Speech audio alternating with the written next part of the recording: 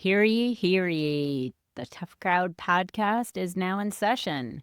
We are back on trial here, watching the Brian Welch trial in Massachusetts, which I'll get into. Its popularity is probably due to the fact that the same investigators involved in the Karen retrial are involved in his trial.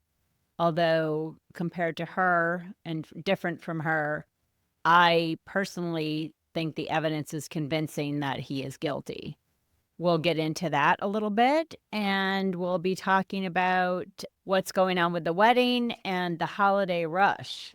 So, first of all, just between you and me, keep it on the down low. I was on my walk yesterday, and I think I will be on a future episode of Dateline. I was going through the little park that we have near our house, and this woman came out of the bushes and she happened to have a weight vest on. Interesting, right?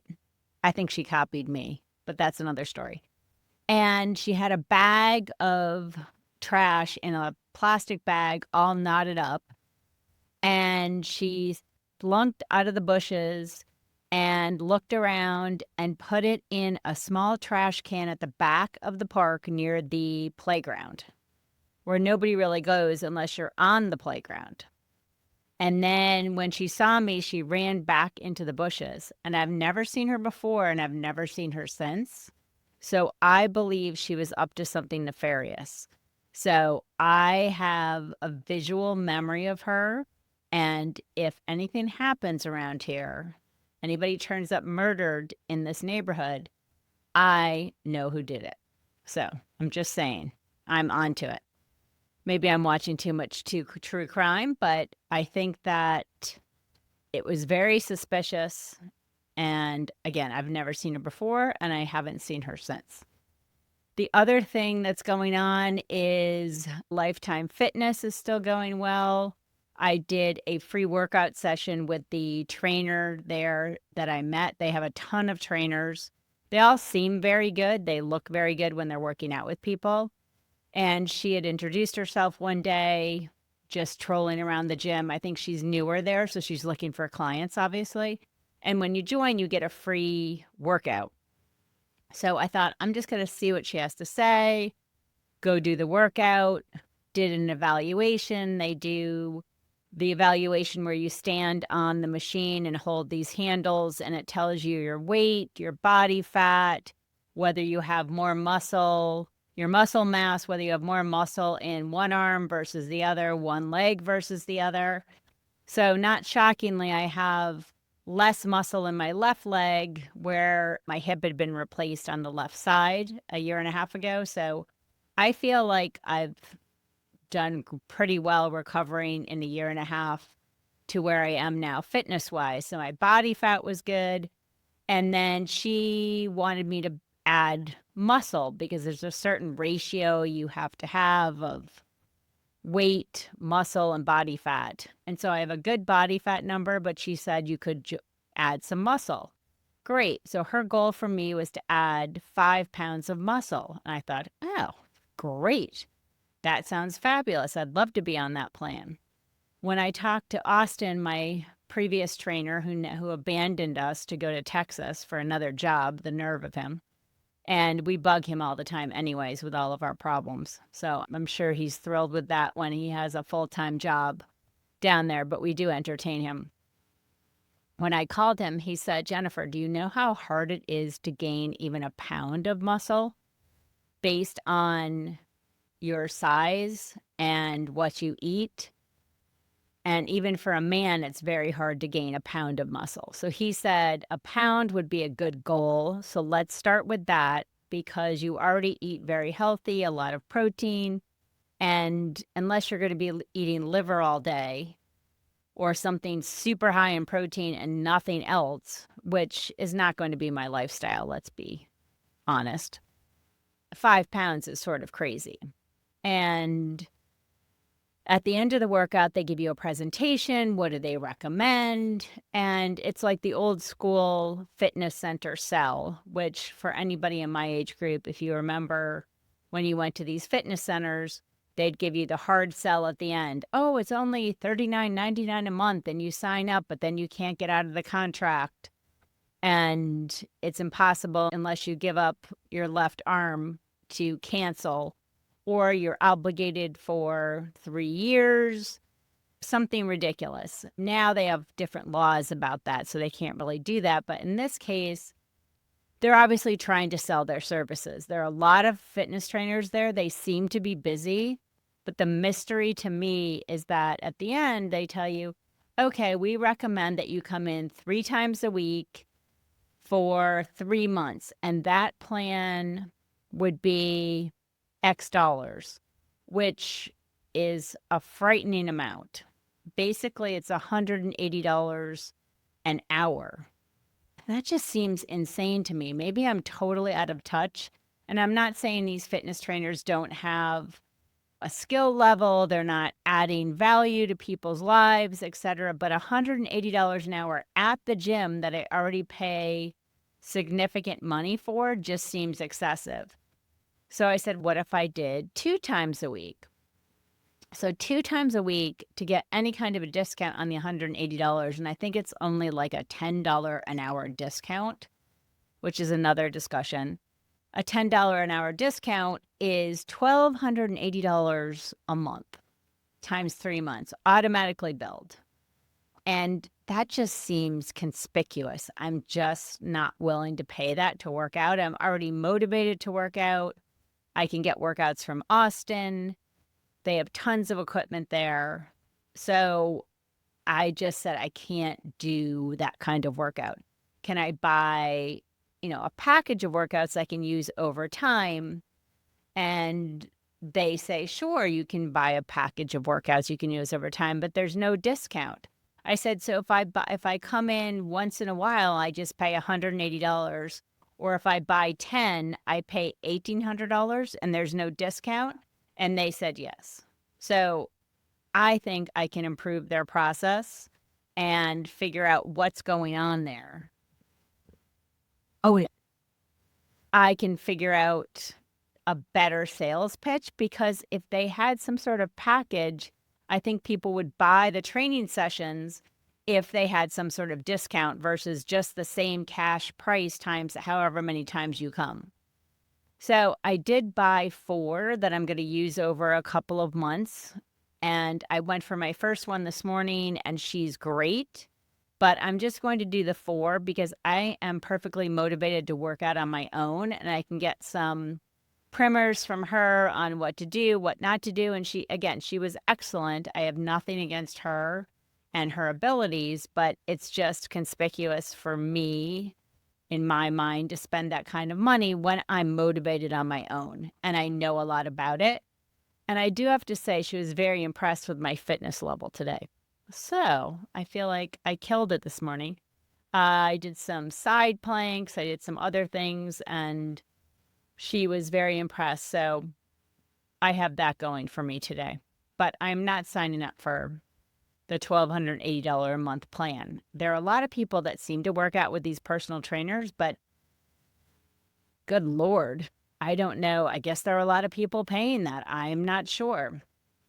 It's a mystery to be resolved later. There are a lot of interesting people in the gym. I am enjoying that gym now. At the end of my workout, I do 15 minutes on the treadmill at a 10% incline, just to get my blood flowing at the end of my weight workout. And it's a perfect perch to watch the entire gym floor and see the different characters. And what I like to do as somebody walks in or starts an exercise on one of the machines, I like to develop a story about them in my own mind as to where they came from, what they're doing there, what their life is like. Because some of these outfits actually give you a good idea of who this person is. And some of the men in there are humongous. They look like they're the weightlifting guy that they cast in a TV show.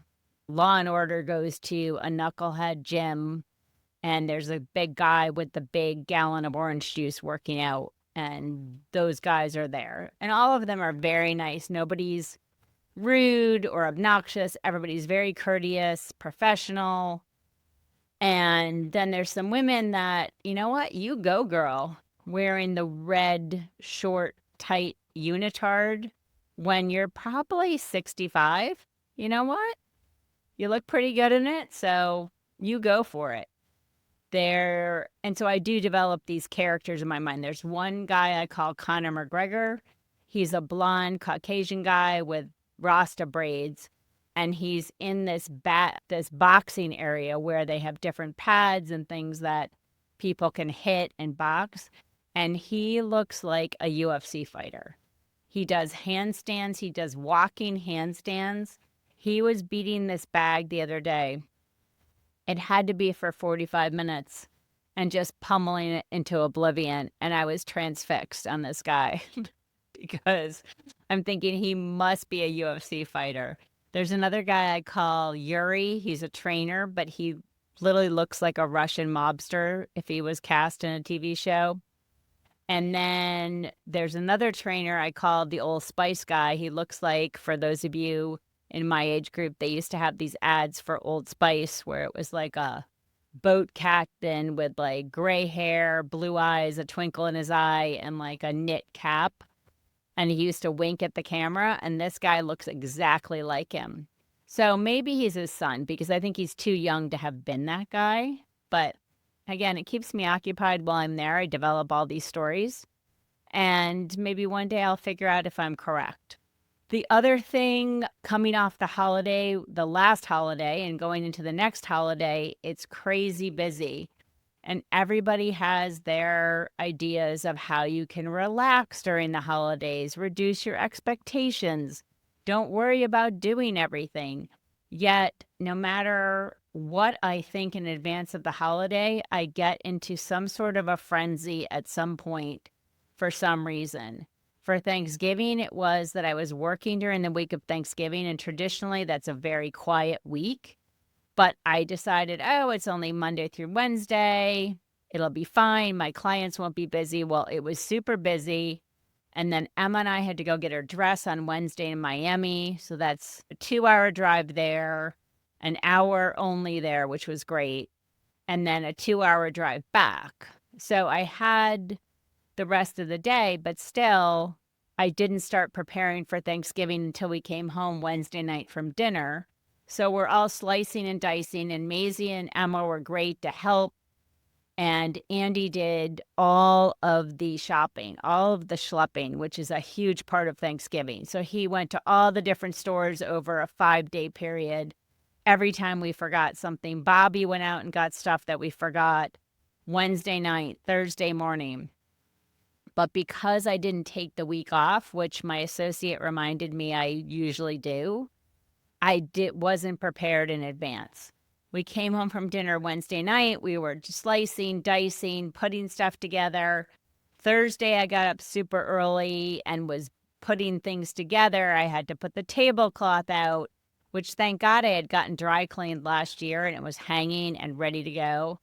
We had my nephew, his wife, her mother, and then a friend of Bobby's who lives in Fort Lauderdale and couldn't go home for the holiday.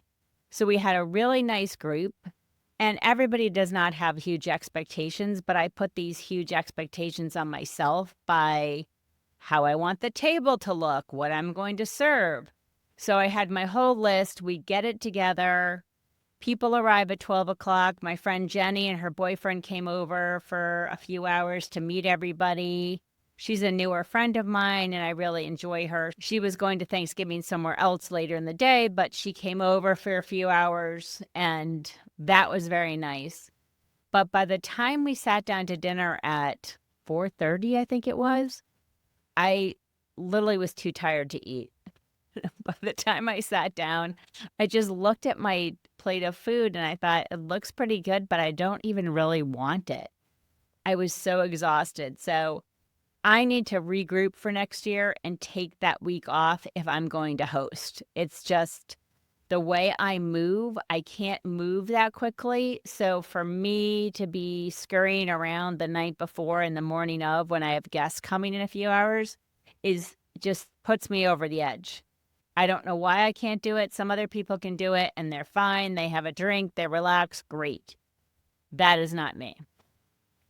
We had a lovely time and I got to speak to everybody and everybody helped clean up and everybody helped prepare, but it was a lot that I was exhausted at the end of it. So I need to figure that out because it was a hell of my own invention and I need to figure that out for Christmas, even though I think we don't have a big crowd coming for Christmas and we have fewer expectations in terms of the decor on the table. And after we open presents, we'd like to hang out and it's not formal. Like I'm not getting dressed up in general.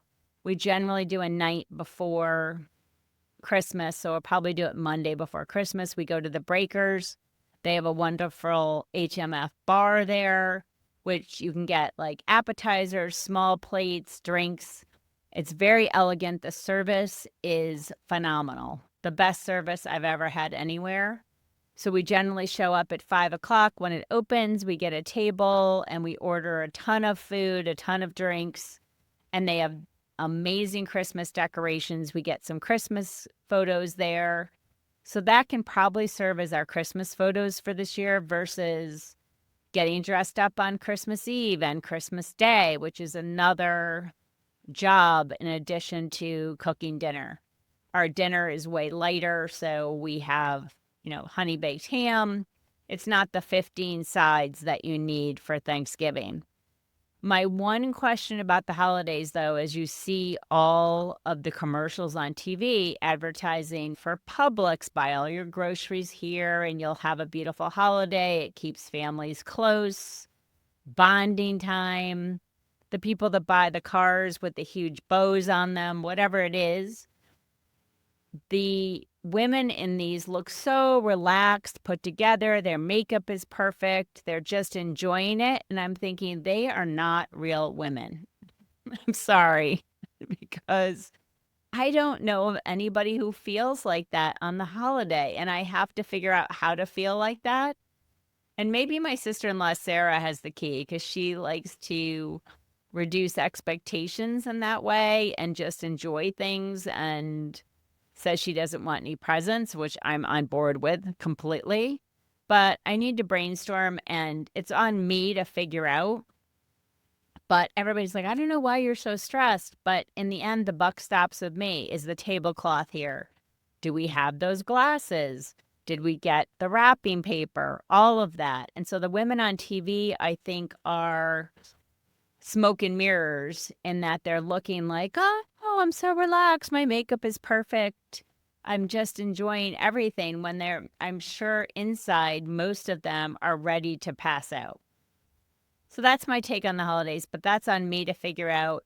This past weekend, I went up to Connecticut for my office party on Thursday and a friend's 60th birthday party on Friday at the golf club. It was freezing. On Thursday, I arrived in, I went to H's office. His building is next to the hotel where my office party was. I went straight from the airport there. I changed there and I wore these slingback shoes that I have because they're closed-toed. In my mind, I needed closed-toed shoes for Connecticut because it's cold. I only wear sandals down here because it's never that cold. I have a couple of pair of boots, but those weren't really dressy enough. So I brought these closed-toed shoes, which I purchased at Zara 2 years ago, had worn to a couple neighbors' parties, which are 100 feet down the street. So I had no idea that they were as uncomfortable as I realized. On Thursday, I get there, change, go down the elevator, and the security guard says, oh, the doors to the hotel are locked and I don't have a key. And I said to him, well, why don't you have a key? What if you needed to get in there? And he said, I never need to get in there. And I said, you do now because I want to go in there. But he said, you can't. So go outside. So I go outside and I realize it's not next door. The door to the hotel is down this side street. The door to the hotel is down this side street. I turn down this side street and it is 9 degrees. It's a wind tunnel. I have on this silk black dress with this pink burgundy type velvet blazer. So I wasn't super cold at that point because it wasn't that long of a walk, but the wind whipped me when I came around the corner. My dress went up over my head. I lost a shoe because these stupid shoes only have a little sling back elastic thing on the back, leather elastic thing that hooks on your heel, which isn't sufficient when you're walking on the Hartford cobblestones. So I finally made it to the door where the valet guy is. And of course, the doors are the 2-ton gold doors that are so heavy, I can't even open it. He opens it and he's got a ski mask on. I'm sure he's laughing hysterically under the ski mask because I just yell, "Oh my God." My hair was up in the air and my one shoe was off. I was limping along. And I had pulled my dress down at that point. I was trying to gather myself and I got into the room and thank goodness nobody was there yet. So I got myself together and it was fine. It was a great dinner. I got to see a lot of the younger associates that work for me. A lot of the older partners, they left earlier. The associates were going out and I said, "Sure, I'll go with you." "Where are we going, Dave?" "Oh, it's only a street over." It literally was like 6 or 7 blocks by my estimation. So everybody's, "Oh, are you okay?" I'm like, "Sure," as I'm dragging my leg along like Quasimodo. I just have that back of my shoe fell off. Anyways, I got there fine. We went to a dive bar. I think I stuck out. I didn't blend in my burgundy blazer with the other patrons there, but it was fun. I got to see a lot of people, meet some new people, and it's always good to have a face-to-face with the people with whom you work every day. I think that fosters a better relationship and makes you understand each other and your personalities more and makes you work better. So that was worth it. And then I took an Uber home, and when I took my shoes off at home, my feet were actually TMI bloody. I had a bloody knuckle on every toe. My baby toe was unrecognizable. I decided, okay, for tomorrow night, these are the only shoes I brought, and except for my sneakers, I am going to wear different shoes. So Natalie says, go to Saks off Fifth or go somewhere and buy some different shoes. Well, Saks off Fifth must either be going out of business or something. They literally had one shoe box in every size range in the entire shoe section. So there was nothing to buy there. DSW, they had one pair I would have considered, but they didn't have my size or even near my size. I went to TJ Maxx, Nordstrom Rack, and there was nothing. So I thought, you know what? I'm going to go and I'm going to the golf club. My husband's going to drop me off in front. I'll go up the stairs and I'll be in the room. So it was all fine. The whole night I felt like it's fine. My feet weren't uncomfortable. I never thought about them. We went to dinner after. I got home and my feet were even worse when I got home. So those shoes now are in the garbage, in the landfill. And my husband said, "Why on earth would you ever own shoes like that?" And I don't know. My neighbor had them a couple of years ago. They were really cute for the holidays. They were closed-toed, but I would have been better off freezing my toes off with my sandals than wearing those. So I am not going to do that. And I need to have my toes healed up for the wedding. So I have a month. I think they should do it. But right now, they literally look like I've been in a fight. I went to a store to try something on with the salesperson I know, and she said, "What on earth happened to your feet?" I said, "I had a battle with some shoes from Zara that look beautiful, but they are now in the garbage." So that is my fashion struggle while I was in Connecticut. The other thing I was thinking of, I saw this article about making conversation in social situations.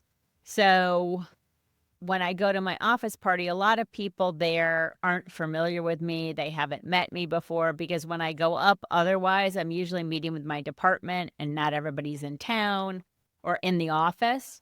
So a lot of people I've dealt with for years, but they haven't ever met me. So there's a lot of small talk involved at a Christmas party, right? So this article I found says it was on Google Chrome, which I don't use that much, but they have a great search feature. You can search by photo of an item and it gives you all the prices where you can buy it. So if you don't know that, you go to the Google Chrome and there's a little picture icon. You click on that and you upload a picture of whatever item you're looking for, and it gives you shopping suggestions, all the prices. And so I use that all the time. Otherwise, as I'm a Safari girl. But they have very interesting stories that come up when you open Google Chrome. So psychology says if you bring up these 9 topics in conversation, you have below average social skills. Interesting.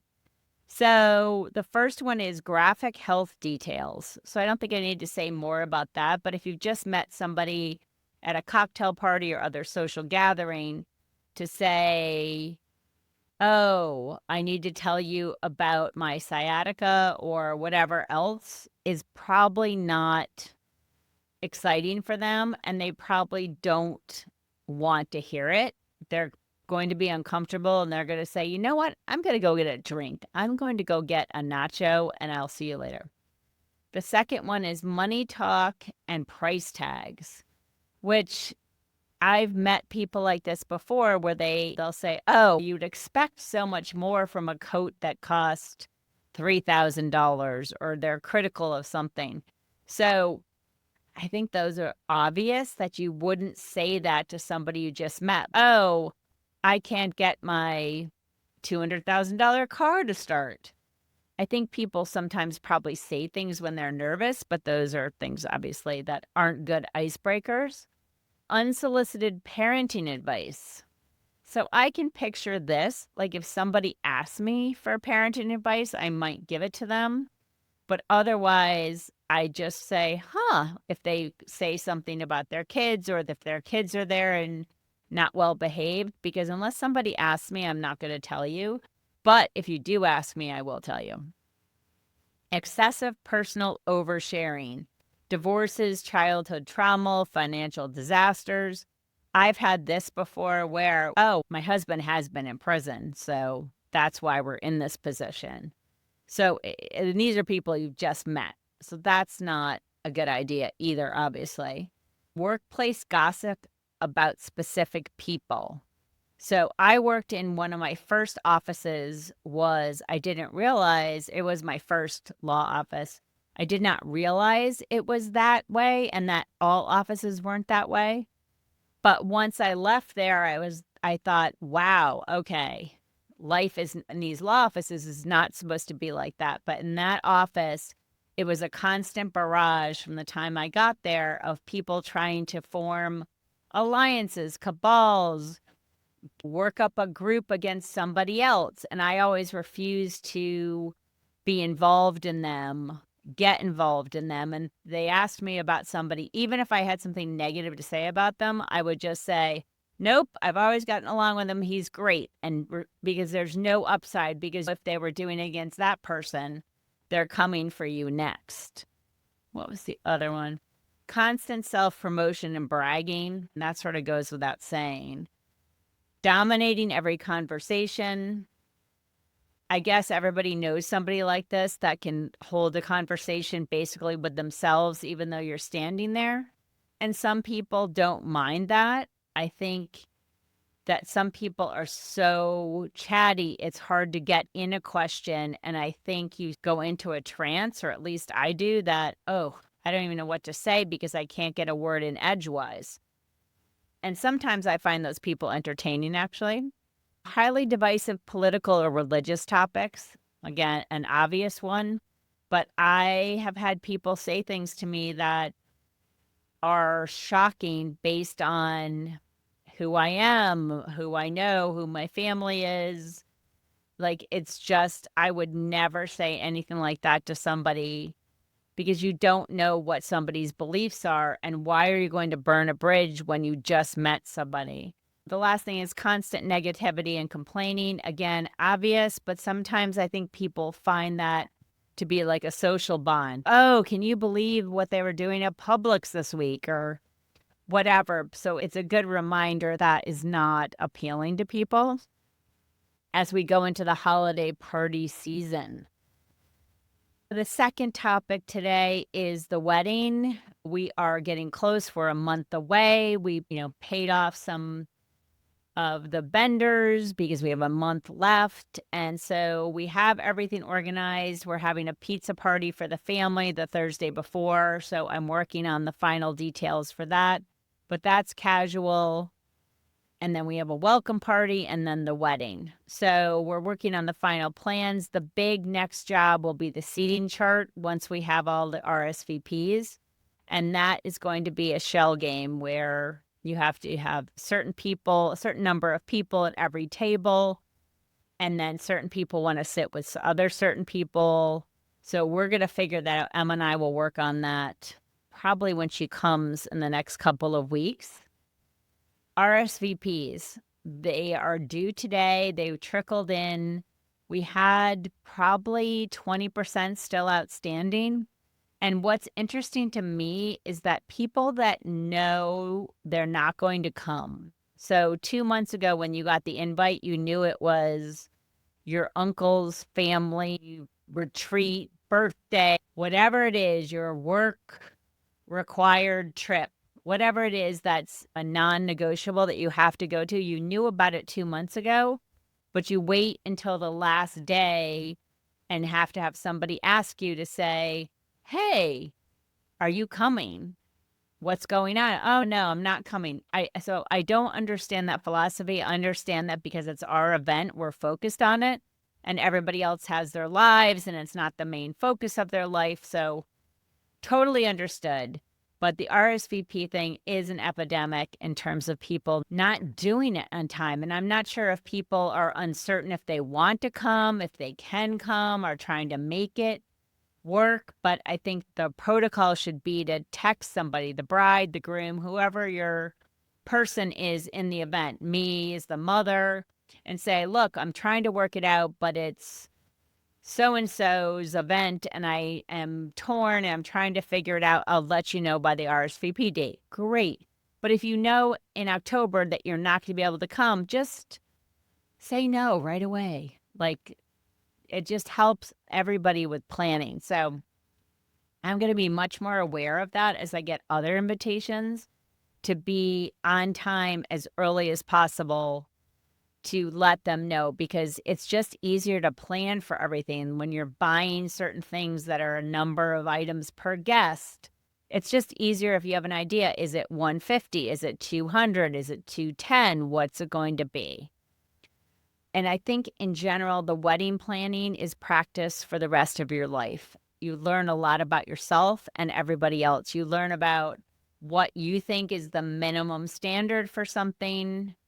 I don't know whether it's a dress, the flowers, the program, the table numbers, whatever it is, everybody has a different idea of what's elegant and nice and what it should be. And so I think when we're going through all these choices, you have a very definitive idea and somebody else has a different idea in the family. And I think that you learn how to deal with these people and they learn how to deal with you, because we all have our quirks and peculiarities. And I think it's great. I think it's really a practice for the rest of your life. And we are thrilled to be becoming family with Bobby's family. They're fantastic. They're so supportive of everything.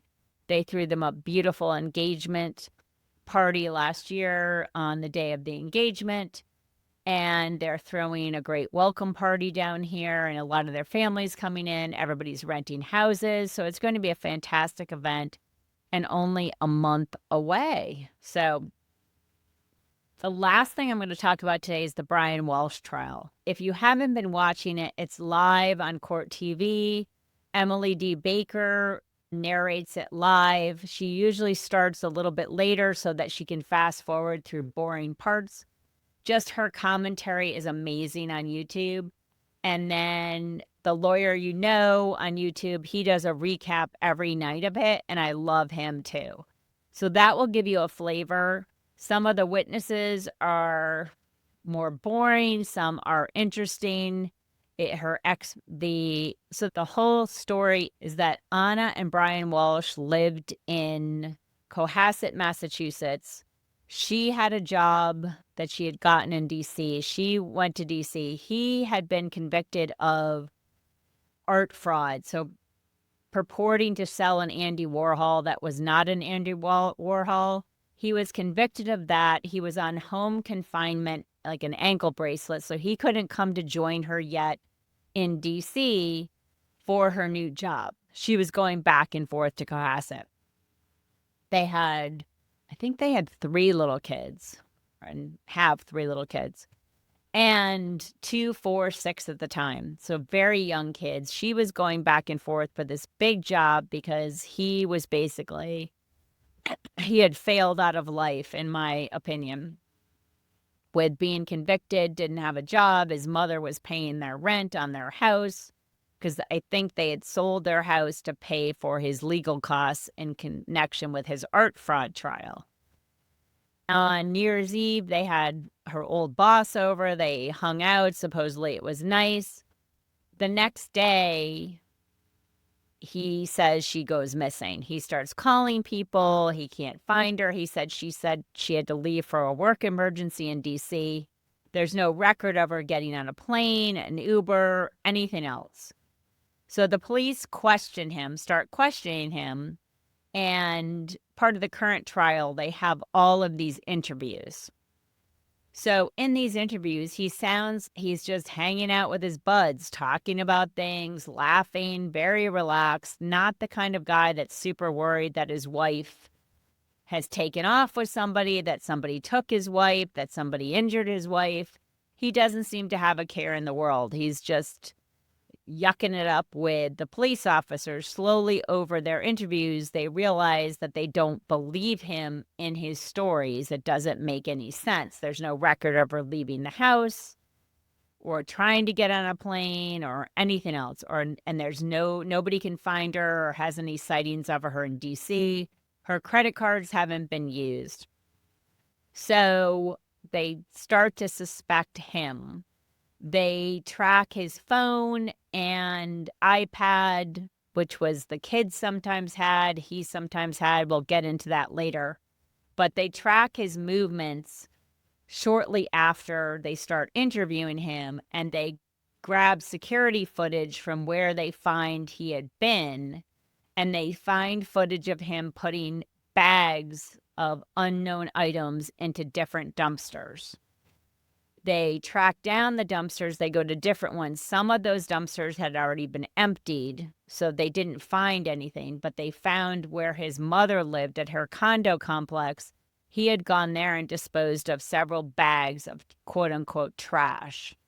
They went through the trash. They actually went to the waste facility, too, to find the others. They didn't find anything else there, but at this one place, they found several bags of things that included a hacksaw, a hammer. What else? The hacksaw had blood and human tissue on it. A bunch of horrible, grotesque tools that he had. So it became evident that he did something to her in their estimation. I think they found bloody slippers. They found her Hermes watch, a coat, her COVID card, weirdly enough. I don't know why he's throwing that away, but anyways. So they slowly suspect him. They get a warrant they get permission to search his phone. He claims there's nothing on the phone, but he had done all of his searches on his child's iPad, and it's all on the cloud. So just for any possible murderers out there, the cloud will get you because it gets a lot of people and it doesn't go away. So one of the inspectors or the investigators was Michael Proctor, who was the one with the illicit texts and the Karen Reed trial. He was involved as a secondary investigator with Yuri Buchanan, who was also from the Karen Reed trial. And they were accused of doing more searches on his phone than he agreed to. In the end, the court said no, he agreed to the searches. which he's seen on video. Here, look at whatever you want, because I think he thought they weren't on there, that they were on the kid's iPad, but the iCloud bit him in the end. So they found, before they arrested him, they found these searches. They found the video of him putting these things in the dumpster. They found the tools, some blood evidence, and then he was arrested. Let me see. She was last seen on December 31st of 2021. On January 1st of 2022, some of his searches were: how long before a body starts to smell? How to stop a body from decomposing? 10 ways to dispose of a dead body if you really need to. How long for someone to be missing to inherit? Can you throw away body parts? Can an identification be made with partial remains? Dismemberment and the best ways to dispose of a body. How to remove blood from a wooden floor. Hacksaw, best tool to dismember. Just gruesome. Can you be charged with murder without a body? What happens to hair on a dead body? What is the rate of composition of a body found in a plastic bag compared to a surface in the woods? Can baking soda make a body smell good? So those are all the searches that he did after the last time she was seen. So they're supposing that he allegedly killed her on New Year's Eve night. So he is charged with murder, illegally disposing of a body, and lying to police, because he had hours of interviews with the police that, he knew something had happened to her, yet he's purporting that she's off at a spa. Crazy stuff. Meanwhile, with their 3 little kids at home, acting like nothing's going on. They also find surveillance video of him buying all these supplies at Home Depot, Home Goods. He buys a new carpet. They found pieces of the old carpet. They have pictures of her on this carpet when she was alive, so they know that carpet was in the house. They find him buying a new carpet. They find him buying 20 pounds of baking soda, a Tyvek suit, all these tools, bleach, just a laundry list of murdering items they find. They arrest him. And then they've had back and forth because Michael Proctor was involved in the investigation. Everybody thought he was going to waylay the entire trial because of his ineptitude. But that did not happen. The evidence all comes in. The Google searches come in. And he's charged with these 3 crimes. He's set to go to trial. I think his trial started in November, I think late November of this year. So this summer, some of the hearings got delayed because he was attacked in prison and he couldn't defend himself. And he was so upset over the attack, which I guess I can understand. They put him in a mental facility until he could be deemed fit to stand trial. Came back. A lot of people thought, oh, it's going to be postponed. The judge said, nope, you're fine. The evaluation said you're fine. You're going on trial. The trial is about to start, and he decides to plead guilty to improperly disposing of a body and lying to police, but not the murder charge. So now he's on trial for murder. He's pled guilty to these other 2 crimes where he had to enunciate what he did. So everybody's thinking, how are they going to make this defense when he's pled guilty to these other crimes? They still have not ruled whether they can mention to this murder jury that he pled guilty to these other crimes. I don't know how they can't, but that's still up in the air right now. So he pled guilty to those. He has not been sentenced. The murder trial starts, and they have the opening statements, and everybody's on pins and needles to see what the defense opening statement is, which basically you lay out your case, how you're going to prove this or that, what the theory is on the case. And you're not allowed to say anything that you don't have evidence to present. So they can't make up, oh, an alien came and took her, if they have no evidence of that. So his defense attorney actually has, in his closing argument, that it was New Year's Eve. Brian got up to do some emails at 1:30 in the morning, which seems cockamamie because he had no career. He was under house arrest for this art fraud. So who knows what he's doing on email at 1:30 in the morning.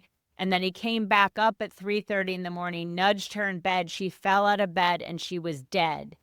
And because he was under house arrest and about to be sentenced for this art fraud, that he went out and bought all this stuff and dismembered her. That is their story, which is absolutely preposterous.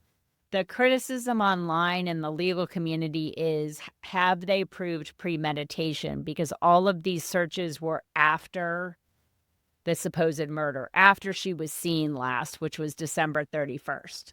So they know it didn't happen before December 31st, late at night or after midnight. So they have not really proven premeditation. She was having an affair with this guy from DC. He was on the stand the other day, and nobody has provided evidence that Brian Walsh knew of the affair yet before this. And it's unclear if they can prove premeditation.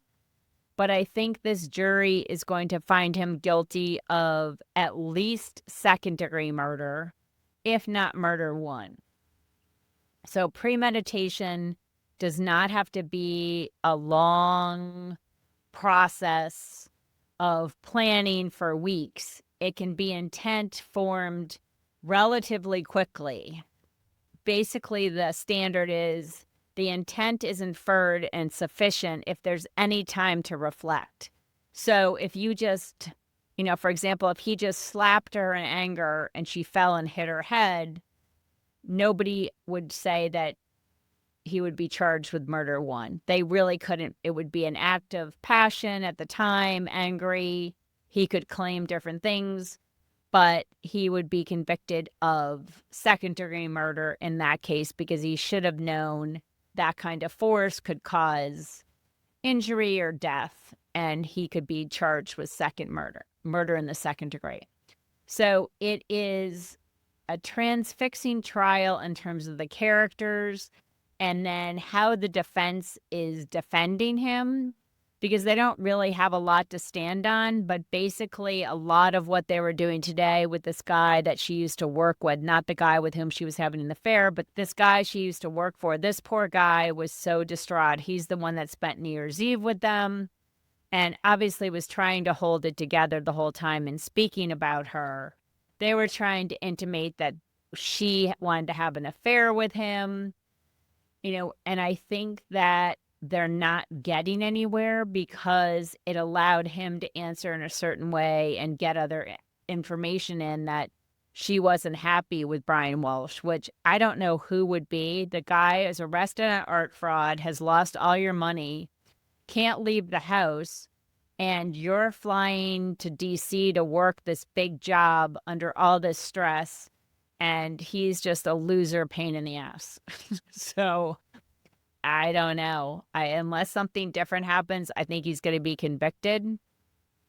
But we're all hoping Michael Proctor takes the stand. He's on the defense witness list, which will be monumental because supposedly on Michael Proctor's phone, there's illicit texts on other matters he was investigating, including inappropriate photos. Did he find some photos of her on her phone, on Brian Walsh's phone that he sent to other people? So stay tuned. I think there's at least another week of the trial, but the prosecutors on this are far and above the prosecutors that were on the Karen Reed trial.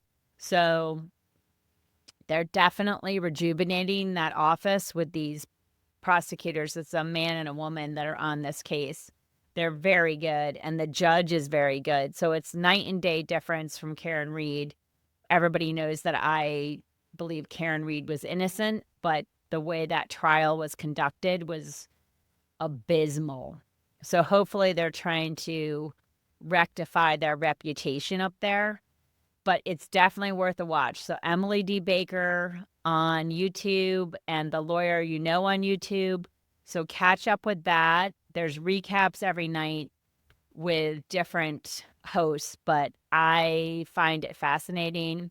My niece Gracie, my friend Steffi, we're texting about it all the time, about the, who's ever on the witness stand, and the attorney for the defense walks away from the microphone, so he sounds like he fell into a hole and you can't hear him.